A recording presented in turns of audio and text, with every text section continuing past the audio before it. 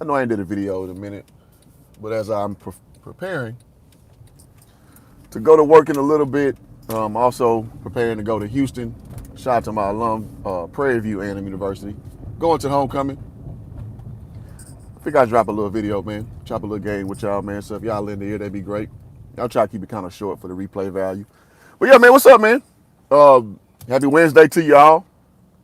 It's a great day, man. You woke up today, so you did your godly duty by waking up. So, man, let's talk about it, man. The NBA opened up today. LeBron James and Bronny James got a chance to, you guys hit the like button on your way in, please.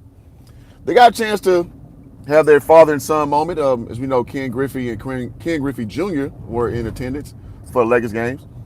And as promised, Bronny was rolled out in the second quarter per Shams' report. So we know Shams is legit, replacing Woj. I'm going to kind of hold this thing, man. I'm sorry. My little holder's not holding. But yeah, anyway, so Shams is credible. We know that. Lakers won by 7, I believe, last night. 110 and 103, I believe, was the score. So for Laker Nation, good look to start off. Minnesota Timberwolves with the kind of new look with no cat out there with Julius Randle. Took a little bit to get going, but they kind of came on the second half. But Anthony Davis, he did his thing. But we're here for more than Anthony Davis.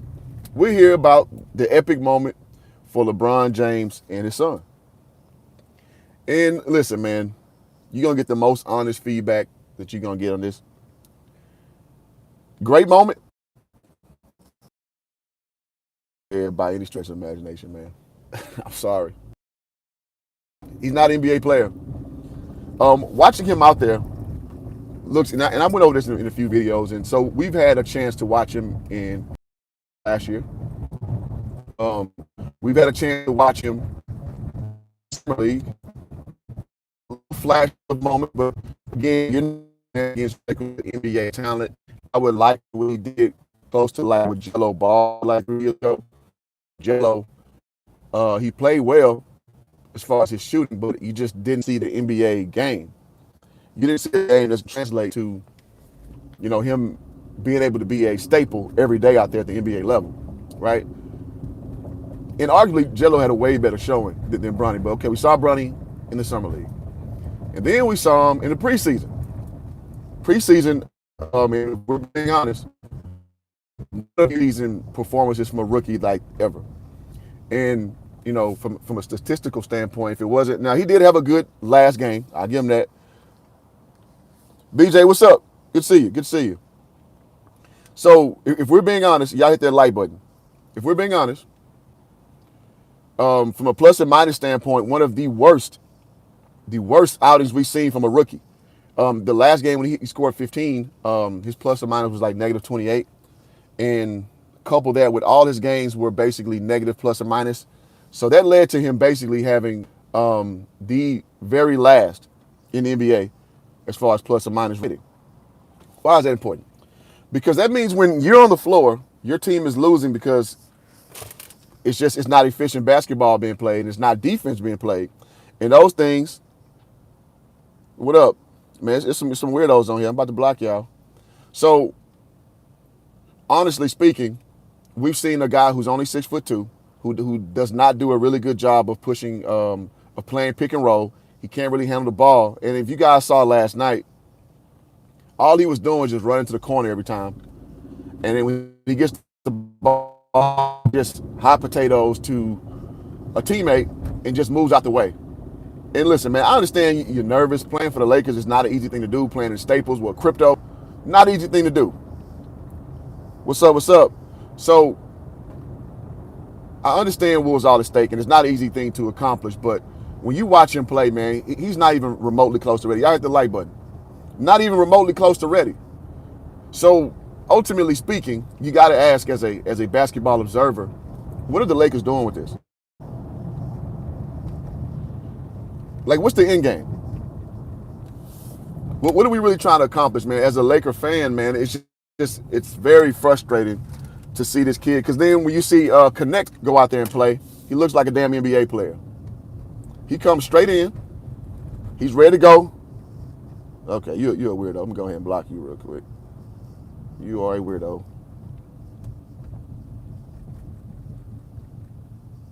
Let's get the weirdos out of here.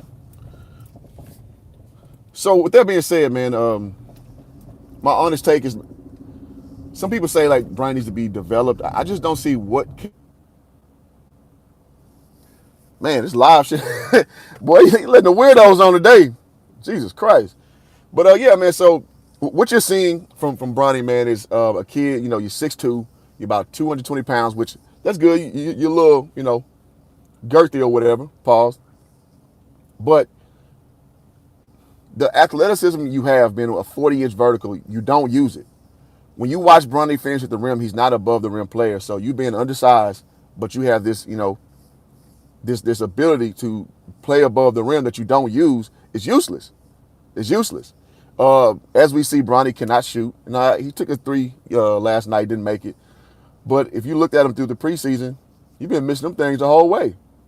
I think he only hit 2 of like 10, something to that effect. Y'all correct me in the chat.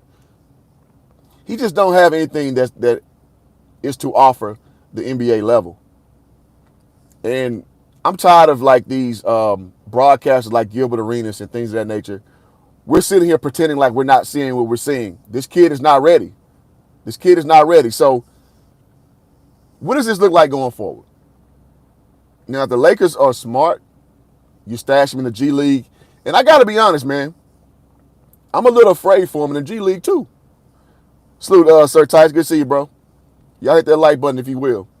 In the G League, y'all got to understand, man, it's a lot of hungry players down there who can hoop. And you being 6'2", that is like chum in the water. Like, all those dudes are like 6'2", 6'4", 6'5", 2 guards. And Bronny plays the off guard. So this idea that some of you have that he's going to go to G League and just come out, you know, this, you know, as a caterpillar and come out this butterfly because he's going to the G League, that's not how that shit works. You're going to have to prove you're a professional level basketball player. And as we've seen, you saw last night, man, he looked like a dude. You know, I watched a movie called Amateur. It's with old buddy who plays, now I don't be watching them black shows like that. What's his name? I think he was on Power. But anyway, the kid, he's an 8th grade playing up in high school. And he went through the rigors of like being recruited to a high school and the bag man chunk you some money and the overzealous dad trying to leverage your kid to, you know, be a potential pro prospect and all this good stuff. So it was a good little peer into the high school prep scene where the levels you have to go through to become a top tier player, to get a shoe contract, to play professional, yada, yada, yada. And in watching that, you saw an 8th grader playing up to varsity level. But we're talking a stellar 8th grader. What Bronny looks like to me is a actual 8th grader, just a regular run-of-the-mill 8th grader playing Division I basketball. What do you mean by that? Because when you watch him play, he is so timid. He doesn't know what to do. And he just kind of wants to be out the way when the mentality is when you're young like that, you get an opportunity, dudes go at people's necks, especially a guard. It's almost like you got to tell them to stop dribbling. Like, hey, rein it back in, run the plays. If you watch, when Bronny gets the ball, man, he's like hot potato. He throw that thing right back. And he's gotten some of his passes just stolen by virtue that he's not a threat. So the guy knows to just sit on, when he gets it, he's looking to get rid of it. So just look for when he looks like he's going to pass it and jump the pass. So my question is, what do you do with that next level? Because to me, it seems like either you're scared or you don't want to be out there. One or two. So if you're scared, how can you make someone not be scared? I watch him be upright a lot. I don't see him hustle to plays like he should. Because my thing is, listen, if you're small, if you're not that special, at least go out there and bust your ass. At least go out there. It's called having a motor. At least have a motor. And what I'm seeing is Bronny's not doing even the intangible things to keep you on the court because he doesn't have the tangibles. I do see him sometimes playing one-on-one. He has a good little 1-2 complex, get to the mid-range pull-up. But that's one-on-one drills. I'm not seeing that shit when you actually playing against somebody, when somebody going to really get up in you. And when it's just not, the drill is over, you can go back to the sideline when the whole game is at stake. Because again, I think he's scared. I'm not saying he don't have it in him, but on the professional level, no. Not when I watch Carmelo's son, I think Kean Anthony. That's a whole nother monster right there. Listen, I think he's going to Syracuse. Y'all be on the lookout for him, man. He going to be something else. I think Bryce going to be pretty good. The younger brother, he still has 2 more years for us to determine that. But again, bringing things back, just being straight up honest with you guys, I do not see a professional basketball player. I would challenge anybody in my comments, if you think I'm tripping, show me where you seen from USC to Summer League to preseason to now.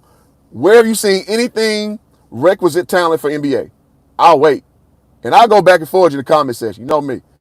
And shout out to Machismo TV. Good to see you, bro. Bryce class 2025. Okay, so next year. So it'd be 2 years essentially. Okay. All right, shout out to BT says, what's good, Hoop? Lakers whooped a franchise player team. I'm sorry, a playoff team yesterday. JJ Redick out coach Chris Finch. Yeah, well, let me say this. Yes, JJ Redick did a good job of getting guys going, but I'm still seeing too much damn pick and roll. Now, I got to give Rui Hachimura a lot of credit. Rui kind of set the tone for the game, if you guys were watching. He came out with that big 3 to start off, and then he took Buddy to the basket and put his ass in that basket. He was aggressive, and then he started playing smart the rest of the way. So Rui got going early, then AD got going.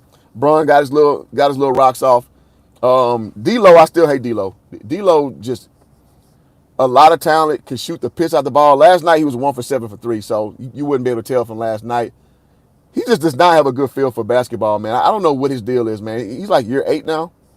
Like, you should be a well-rounded, savvy veteran point guard by now.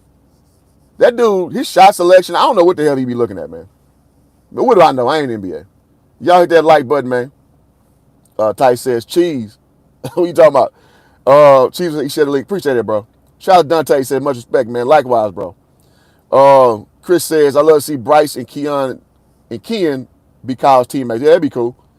The other son, definitely. Bronny doesn't even seem like he's yeah, exactly. So Bronny, you know what Bronny looks like? When I be having dreams sometime I'm in the NBA, it's always the Lakers. It's like I be on the team and Kobe be there, and me evaluating myself play, I got no business on the floor, but I'm on the floor anyway. Bronny literally looks like what I dream of myself to be on the Lakers when he out there. Because again, all he does is run to the corner every time. Y'all look, don't trust my lying mouth. Go watch the film. He runs to the corner every time. He's not aggressive. And when ball gets reversed, he never looks to dial to the basket to get an easy bucket. He just kind of wants to be out the way. And listen, I know that feeling. Because you do that when you're on a court where you don't belong. So you don't want to basically mess up. So you just stay out the way, keep the court balanced, but you're never a threat. And that's what he looks like to me, an 8th grader trying to play Division I basketball where, like, yeah, you can stick him in the corner and he not really affect anything. But ultimately, you're playing 4 against 5. And that's what Bronny is. And again, Bronny has shown that not only does he not have the ability to bring the ball up, he cannot come off a pick and roll effectively. When he comes off a pick and roll, he fans out every time, meaning he doesn't attack the inner leg and try to go score or try to go make the defense commit so you can dump it down to a big. He just kind of fans out the way and just kind of hops around and looks to get rid of the ball. You're not moving the defense. And in fact, they are sitting on that because they know you're ready to get rid of the ball, so they are starting to jump the passes and take it the other way. So it's like, what are you doing out there? And he's shown that he's struggling, spotting up and shooting. He's showing that he's accepting flare cuts too much, meaning once he makes an inward motion, he flare out to the three-point line instead of going to the three-point line and just catching and going and getting that money. Again, we talked about him. He's athletic. He's selling for a three-point shot that's broke. In college, this man shot like 27% from 3. His 3-ball is broke. In Summer League, he shot like 10% from 3. His jumper broke. But he settles for it. Why is that? Because you're scared to go in there and get that money. And listen, man, the mental development is just as arduous as the physical development. But when you ain't got the physical and you ain't got the mental and you're small, what can you do with that? What can you do with that? All right, let me catch up with some of y'all comments. I see y'all cooking. The good news to me is, Tice says, the good news to me is that the contrived nonsense is now passed. The election suspended. These folks, Jimmy, don't care him. Yeah, I'm glad. Like, just get it out the way. Y'all hit the like button. Get it out the way. Let's move on. Because the Lakers to me is just, I'm a Laker fan. Let me put my shit on.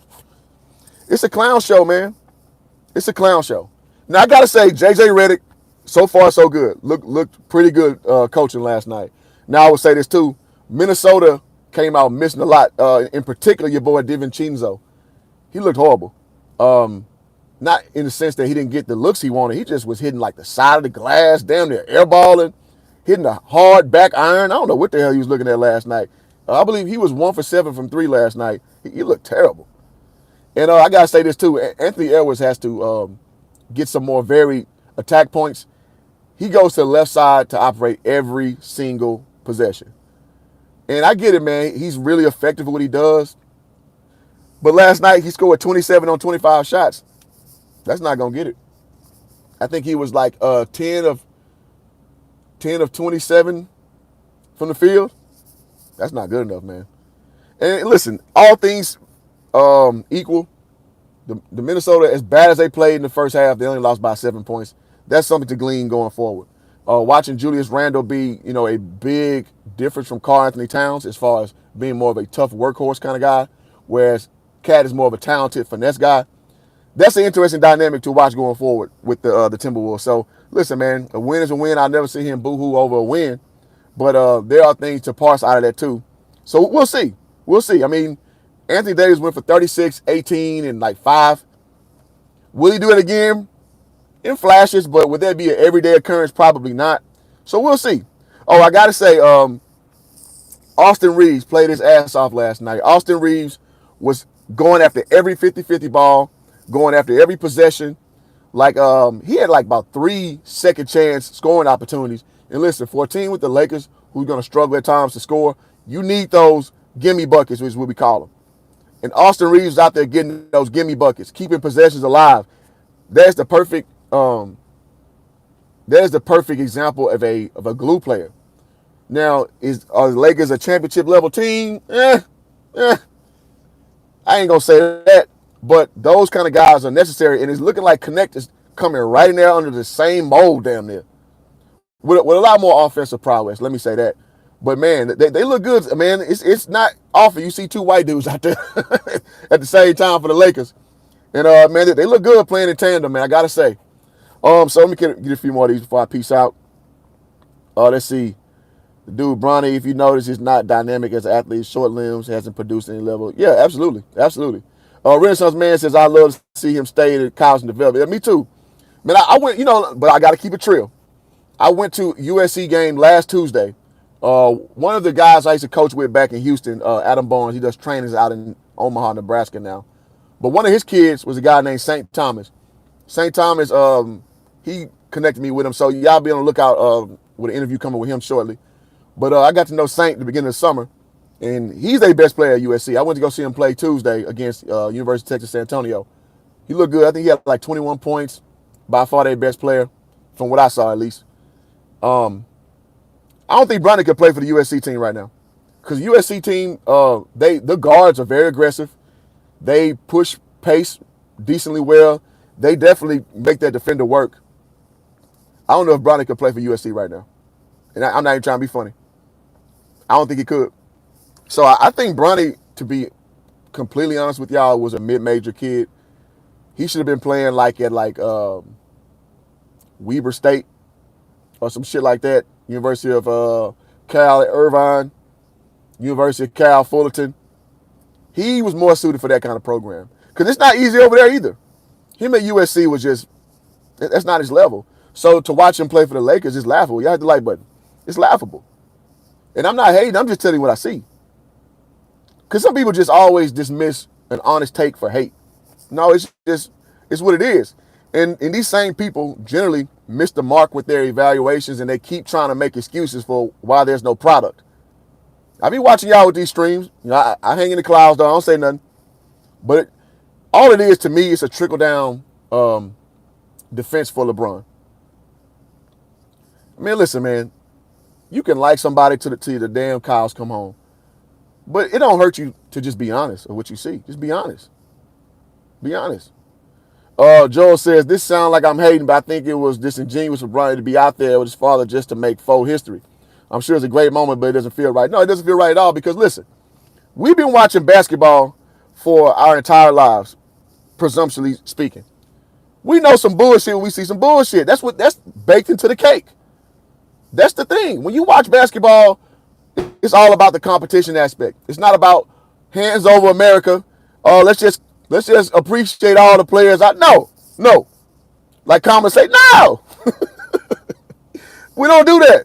We look at basketball and we evaluate you as we see you. Now we give grace to some of the younger players. True enough, you don't over-evaluate a player unless they show they don't belong out there. Y'all the like button. If you don't belong out there, you don't belong out there. Sorry. Right? And so, man, I like watching the game through other people's eyes. And by that, I mean, I was at the bar last night with my girl. So she was watching, and she don't know shit about basketball. But she has a pure heart. So she watched, she's like, well, that's good. He's out there. That's good. He's at least trying. But that's how she sees it. And she's supposed to see it that way because she don't know the competition element. I was trying to explain to her, like, nah, boo, that's not how it works. This is a merit-based game. People have been putting time in their whole life to be at this level. This is the best league in the world. There's no at least you tried. Nah. Hell no. And she didn't quite get it. And I tried to compare it like with Wembanyama. Last year he had all this hype, but he actually performed. And she was trying to make excuses for it, like, well, because he's bigger. I was like, no, that's just not how it works. But again, I can take that from her because she don't know the game. When I watch you so-called basketball fans who know basketball make similar excuses, bruh, y'all get the extreme side out from your boy. You sound like my broad. Just saying. Oh, let's see. They said they rushed. He's not ready yet. Absolutely. Conley looked cooked. Yeah, man, Conley could not make open shots, man. Like, but to be fair, Conley an old glue. He's an old horse, then he go to a glue factory. I told my girl too. Conley was a freshman when I was a senior in college, so I'll be 41 in a month. So you guys can put those numbers together to see that he old man River too. Let's see. Let's see who we got. Yeah, Austin P. Exactly. Like, Bronny need to be at a school like that. Let's see. Tight says F Club Sports hate that Nerlens Noel lost his lawsuit against the dang. I ain't know nothing about that. But yeah, so listen, dog. Clutch Sports, this moment has been brought to you by Clutch Sports. And listen, man, I'm all for black-owned entities having, their tentacles in sports entertainment because, believe it or not, some of your favorite sports moments that you've seen have been manipulated by other vessels. Let me put it that way. But I got to call Clutch to the carpet too. Y'all got all these dudes in the media lying about Bronny, saying that he's good when we can clearly see with two eyes he's not. You got, moving the earth and the sun to have the Lakers capitulate to what y'all want, which is leading to a joke of a product. So listen, I got to call y'all to the carpet too, because again, you see who I'm a fan of. So I got to sit here and watch this bullshit. And I'm getting older, man. I'm getting a lot less tolerant of stuff that don't make sense. I don't like it. So I'm just gonna call it to as it is to be called every time I see it, whether you like it or not. Faith the channel says, oh, okay. I always been full of negativity. Yeah. I was about to pull that. It was all about the photo op. Yep. Quiet Storm, you are correct. And listen, man. Again, I get it. I'm not one of these people who are just oblivious to reality. But at the same time, I don't have to like it. I don't have to like it, and I don't. Pat says, screws late, man. Appreciate it. Chris says, at the end of the day, he's giving his dream in the NBA. Goal accomplished. Now it's time to grow as a player, establish himself. Listen, man, I had a lot of dreams too. I had a dream to get Halle Berry. I ain't get Halle Berry, so I mean, listen, dreams are cool. But we know basketball is a merit-based entity. So I don't care about the make-a-wish stuff. No. Especially when you play on my team, I don't care about that. Because everybody loves to compare him to Thanasis, not knowing that Thanasis got drafted before Giannis. And he was in the league, obviously before Giannis. The Knicks drafted him in the second round. He was in a Greek league killing. Then he got down to the G League. He was in the G League killing. And now, he's a +1 for Giannis. But it took Giannis about 5 years to get going. So when people make this as a false equivalency, I'm like, but y'all are like very much downplaying the success that Thanasis had on his own. So these false equivalencies be having me tripping sometimes, which means to tell me you're so much of a fan that you're not even taking time to even verify your claims. You're just saying that to defend the player you have affinity for, and I just find that I find that goofy. Pat says these guys don't take the preseason seriously enough to come out looking rusty in a regular season game. Yeah. Sir Tight says Bronny has no business playing at this level. Don't compare him to Kenyon Martin Jr., Al Horford, Andrew Wiggins. Yeah, exactly. Because I played against Al Horford in college. We played against Florida, and they beat the dog shit out of us. But Al Horford was one of the best players in college basketball at the time. So, yeah, absolutely right. Edward looked great, but he participated in the Olympics during the summer, and he was already in form. Yeah. Yeah. That was very questionable. Yeah. That was very questionable. Absolutely. Y'all hit that like button. Okay, let's see. All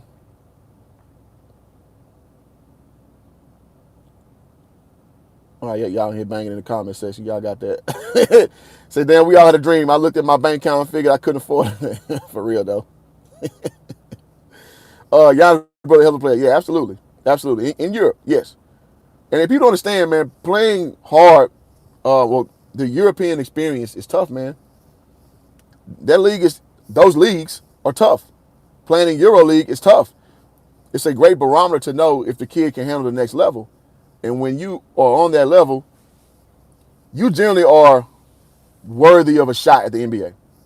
Doesn't mean you're going to make it, but that's a good litmus test to see if you are ready for the NBA level, if you excel in the upper leagues and or EuroLeague. Okay, yeah, y'all still banging the comment section. All right, so yeah. So ultimately speaking, my honest take on Bronny is he is nowhere close to a NBA player. He's going to have to figure out a few things. He's going to have to figure out what position he plays, because him being an off guard, all you're doing is handcuffing the offense. Because you're an off guard and you're only 6'2". So you're going to have a point guard out there with you all the time because you're not able to bring the ball up. Right? You have to find a shot, because what you're going to have to do is, since you're a 6'2" floor spacer, since you're a 6'2" floor spacer, you're going to have to be able to consistently knock down the three. Defensively, all this standing up tall, nice and tall, just getting screened all the time, boy, you better learn the concept of, because everybody gave these Avery Bradley, Pat Bev prognostications for him. Dude, them dudes go get up in people. I'll give you a perfect example. Last night, Julius Randle did a really good job of getting up in LeBron and crowding him and making him uncomfortable. And that's a 6'9" dude being able to do that. From a guy like LeBron who could just blow by you, even at his geriatric age. He still can blow by you and get to that cup and put you in that basket. But you saw Julius Randle take the challenge to go get up in him and play him. Bronny, you got to be that. You got to be ready to challenge all them dudes. Go sit in your defensive stance and go get up in them. Because I tell you what, dudes like Alex Caruso, that's how they found a consistent paycheck. Alex Caruso went out there busting people's ass. Going out there hustling, going for every loose ball, playing defense hard, attacking the basket, just maximizing all of his 6 foot, no athleticism that he was born with. But guess what? He earned his keep. Can't nobody call Alex Caruso no scrub. Can't nobody call him no bum, even though he doesn't have a lot of natural gifts. Bronny has a lot more natural gifts, being about the same size as him, but he too cool. Again, you playing too high up. You easily get lost on backside defense. You hardly ever, when you're opposite side, cut to the basket to try to, get a nice little slash, easy bucket to get going. These little things you don't do. Unless you got to run out, then you can go dunk it, because, you're highly athletic in a breakout sense. But you don't use athleticism to attack the rim when somebody's down there.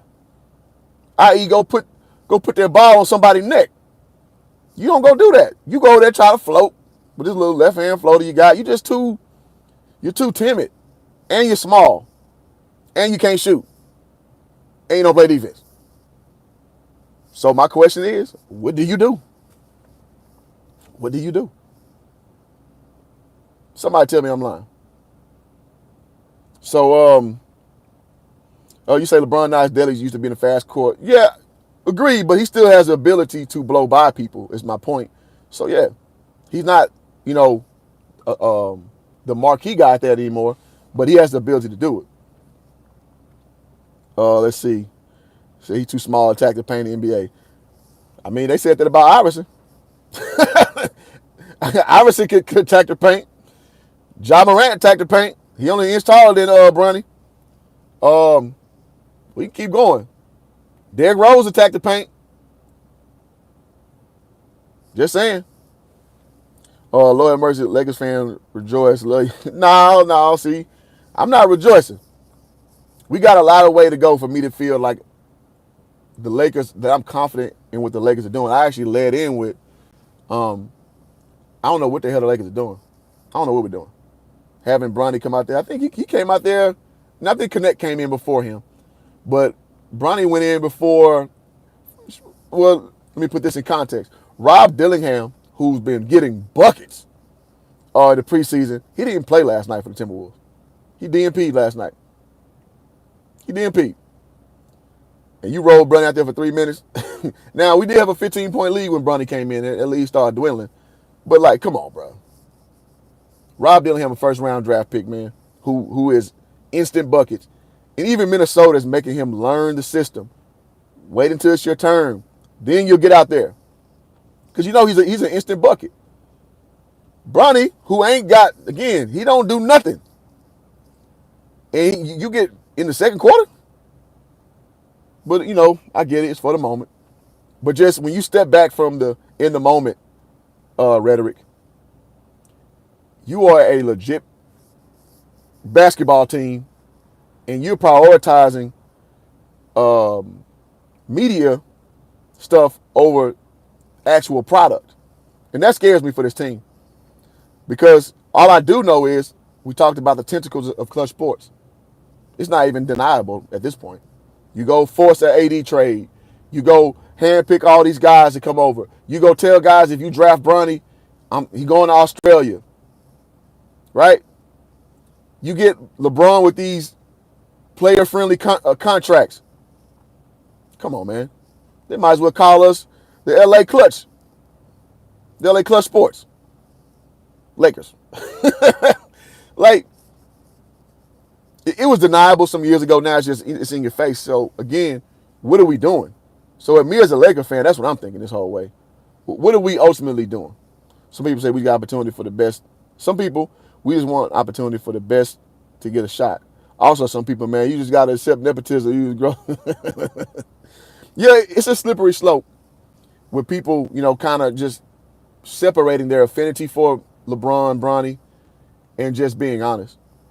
Because if we're being honest, that kid can't play at this level. Now, if Bronny was 6'6", I'd be more inclined to be like, hey, man, let's wait this thing out. Because 6'6" can translate. 6'5". 6'5" can translate. 6'2", you can't really dribble. You can't bring the ball up.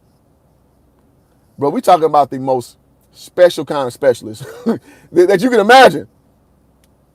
Nah. That don't make no sense to me. Nepotism anywhere is gross. Yeah, I mean, listen, man, I'm cool if you own a business and you put your kid in position, you know, to work his way up. Now, I think it's silly to let nepotism supersede logical thought, because we see a lot of, you know, either people like die or they retire and they get the business to their kids and their kids run into the ground. Yeah, I think that kind of nepotism is stupid. But I'm not against a person who owns something to want to pass that down to his or her progeny. I'm not against that.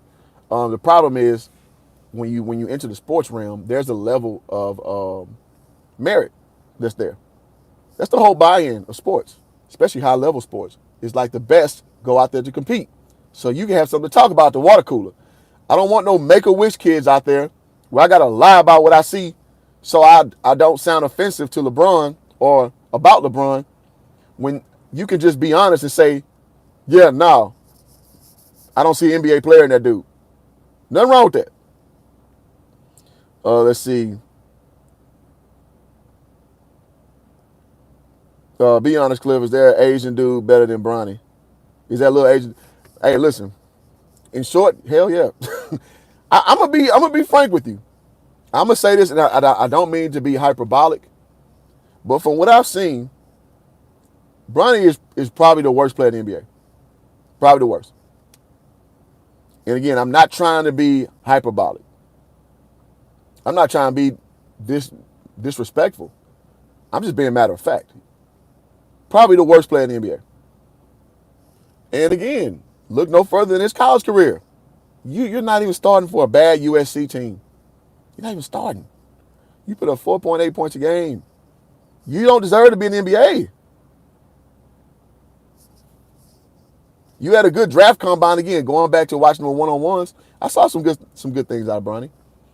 And that's the problem with the goddamn with the combine. Is just like you getting these one-on-one drills and these how can I call them favorable basketball scenarios, and you're just throwing out the window of actual competition. And I think that's how you come up with guys like Darius Hayward-Bay in football. Dude ran like a 4.2, 6'3" receiver, come out of Maryland, just ignoring his drops, ignoring him kind of having weak hands, been a body catcher, and then thinking just because he's 6'3" and runs a 4.2 that he's going to be this great receiver in the NFL. He wasn't. He wasn't. So my point is the measurables, I get it. Everybody loves those. But sometimes you got to actually break down basketball and look at how's this player. And I love when I played overseas, man. This was like 2007 when I was putting my YouTube clips together to send to my agent and send to some of these teams. And one thing they said was, do not send us no highlights. We don't want to see highlights. Send us 2 games if you playing for 10 minutes straight. And it's because they want to see how you react in all the moments. Do you pout? Do you walk back? Do you jog back? Do you sprint back? Do you play team ball? Do you play in space? Right? They want to see all that shit. They don't want to just see you, clipped up with your best moments when you don't see what the player is in totality. And that's what my problem is with Bronny, because when you watch him play for an extended period of time, it's like, nah, bro. You ain't ready. You ain't ready. So that's all I'm saying. D-Lob says, I'm cool with nepotism if you own a business. I'm against things like church, etc. I feel it. He said, dang, hoop the worst. Hey, probably is being generous. Yeah, I mean, listen, man. Because when I say definitively he's the worst, somebody gonna come bring up some 2 or 3 bums worse than him, and then it's like, then you try to throw the baby out with the bathwater. So I'm giving grace that there may be 2 or 3 dudes worse than him. But you know what I mean by my statement. Say whoever would pan out to be the future superstars in this past draft class, I'm dropping 50 every time I see Bronny. Damn. If he lasts that long. Yeah, I don't think so. He plays like he has a guaranteed contract. Oh, wait, he does for a second. Yeah, man. And I was telling my girl about that too. Because she don't understand the ramifications of professional sports. Like, this dude playing with a 4-year guaranteed contract. I was like, second rounders don't get that shit at all. I mentioned Alex Caruso, undrafted. No, I think he's either undrafted or he went late second. Same with, God damn, I just named him. White dude on our team. Austin Reeves, undrafted. Went and proved himself in the summer league, proved himself in the preseason, and played it. He played himself into a roster position. Like, that's what we like to see from basketball players. Like, come out of Oklahoma. Besides Trae Young and Blake Griffin, name me another Oklahoma professional basketball player. I'll wait. Okay, Caruso undrafted. Again, that's my point. Besides DeAndre Jordan and AC Law, name me another pro player out of Texas A&M. I'll wait. It don't happen. Daniel House. It don't happen. Right? So Those dudes played themselves into play for, the Los Angeles Lakers, coming from two not so great Big 12 programs. But they earned their keep. So to watch this come play out, I'm just like, I don't like it, man. I don't like it. So he's good, but he doesn't deserve the game. He grew up too rich. I don't see the good. I don't see what you say good in him. Also, he was nice in college. So yeah, he was nice, but it was a big question mark would his game translate to the pro level? That's why he didn't get drafted. So, yeah, he was nice. There's a lot of dudes nice in college, but it don't mean it's going to translate. One of the guys that I always like to reference, now he did get drafted, Julius Hodge, man. I thought Julius Hodge was going to be that dude. I think the Nuggets picked him up. He was at North Carolina State, had a great tournament run. Kind of an older guy, but, just that senior leadership from him was incredible. Had a great run the tournament. He go to the league, Nuggets take a flyer on him, nothing. So you can be nice in college all day, but that don't mean it's going to translate. That's why it's a slippery slope with all this stuff. You can be killing in college, and NBA game just nothing. But what you don't generally see is somebody who ain't do shit in college just magically get good in the NBA. You don't generally see that. You don't generally see that. The only guy I can think of is like a Dame Lillard. And Dame Lillard is not to be compared to Bronny because Dame Lillard got buckets at Weber State. His buckets didn't translate to wins for Weber State because they never won conference. So Dame Lillard never got a chance to participate in the NCAA tournament. Another guy who I coached against Dame Lillard when he didn't even start at Weber State. 2009, we played in the UCLA tournament. First game we played at UCLA, obviously. So that game they had Drew Holiday and Darren Collison on the team. Then the next day, Pauley Pavilion was full the first night. That was Friday night, I want to say. Saturday morning, we played against Weber State. Nobody in the stands. But then Dame Lillard, I think he had 11 that game, but he was a freshman. And it's just crazy to see what Dame Lillard, what he's become. Because I remember we were scouting him like he wasn't nothing really to scout like that. And he didn't really affect the game like that. But he's a guy I can think of who didn't have a lot of college success, who became a superstar or close to it at the pro level. Other than that, I can't really name nobody. Oh, Buddy Hield, yep, I'm tripping. Wayman Tisdale, Wayman Tisdale, about twice my age. I'm 40. He had handles out of him. Yeah, Julius Hodge was good, man. He just was too small. Well, no, he was too old. He just didn't have that athleticism. Gerald Wallace, he played Oklahoma? Oh, okay. Oh, you saying a guy who was, okay, I got what you're saying. Yeah, I got you. Yeah, so, I mean, you guys get what I mean. So that's all I got on this one, man. Thank y'all for pulling up. Y'all hit the like button if you're not done so already. Shout out to Gail. Good to see you, Gail. Again, man, what I always want to do is give y'all my evaluation as I see it fit. I'm not going to lie to you on these streams. I'm going to try not to be a hype beast. I'm just going to, because I know it's hard to get good hoop content sometimes, or sports content for that matter. And I'm going to get better at doing it. My girl works from home now, so my studio, she uses our studio. So it's kind of hard for me to go in there and get a game going, get a stream going sometimes because I let her do her work. But I'm gonna try to get in there. Maybe she can do a little more laptop work, and I get in there and put some stream together because I do want to cover. You know what? I may fire this stream up next. Kwame Brown and Gilbert Arenas had a funny back and forward about an old story about Jordan and Charles Oakley, and they got on the stream together. And it was about how you expect it to go. Man, that shit was hilarious, man. That shit was hilarious. Wiles averaged like 9 points a game his freshman year, an abysmal 30-something% from the field. Yeah, he can't. Yeah, he wasn't really good a field goal guy. He was a go-get it guy. Let's see. Anything else? Start my podcast soon. Want to collab with you, bro? Oh yeah, man. Let me know. Hit me up on like Instagram or like Twitter. Same handle, Hoop Jargon. I got you. So yeah, man. Let me get my shit together. I may go ahead and just fire that stream up. We'll go, because I got a little time before work. We'll go talk about the exchange between Gil and Kwame. So y'all keep it locked. Thank y'all for tuning in to Hoop Jargon. Until next time, we are